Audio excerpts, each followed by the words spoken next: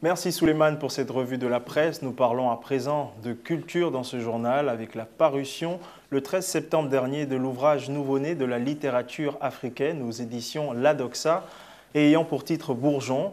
L'ouvrage dont la préface a été écrite par Lord Comindon, le rappeur du groupe Mauvaise Haleine, est l'œuvre d'un personnage bien connu dans le milieu des cultures urbaines. Bien entendu, il s'agit de M. Amoane Pambo, précurseur de la poésie slam au Gabon et formateur de la première génération de poètes urbains avec le concours de l'actuel Institut français de Libreville, et ce entre 2004 et 2008.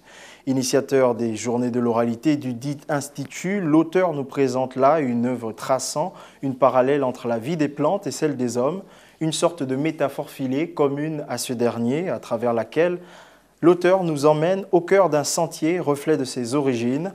Retenons que l'ouvrage de celui qui a été tour à tour chanteur, poète, parolier, mais également président du label Zorbam Productions, se divise en 3 parties essentielles, à savoir la naissance, partie dans laquelle il revient sur son enfance et nous conte son village Bilanga, et ses souvenirs de Mayumba, une région gabonaise visitée en l'occurrence par le Cheikh Hamadou Bamba vers 1895.